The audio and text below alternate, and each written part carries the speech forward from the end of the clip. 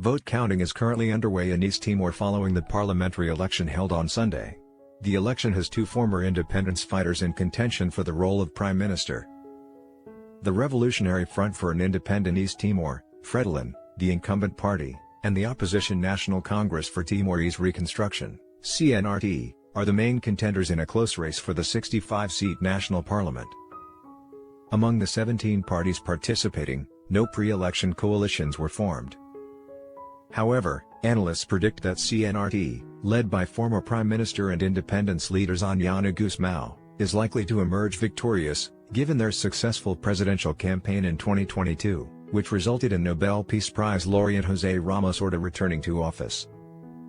Zanyana Gusmao expressed confidence in CNRT's prospects, stating, "I believe the CNRT will win a majority of seats in parliament this time, and I'm ready to be the Prime Minister for the sake of people's prosperity and justice."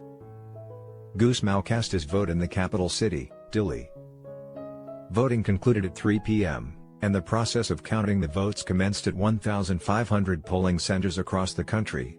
Preliminary results may not be available until Wednesday.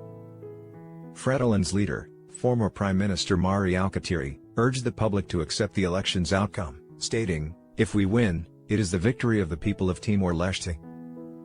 To ensure gender representation, parties were required to include a woman in at least every third position on their candidate lists. Seats will be allocated using a method that has an electoral threshold of 4%. Fretilin and CNRT have been blaming each other for years of political deadlock. In 2018, then-President Francisco Luolo Guterres, a member of Fretilin, refused to swear in 9 cabinet nominees from CNRT, leading to the resignation of Prime Minister Tormat Tonrik in February 2020. However, Rick agreed to remain in office until a new government is formed. Currently, his governing coalition comprises Fretilin, the People's Liberation Party, which he leads, and the rural-based Junta Party. East Timor, a former Portuguese colony, was occupied by Indonesia for 25 years and gained independence after a UN-sponsored referendum in 1999. The country's transition to democracy has been challenging, marked by high levels of poverty, unemployment, and corruption. East Timor's economy heavily relies on diminishing offshore oil revenues.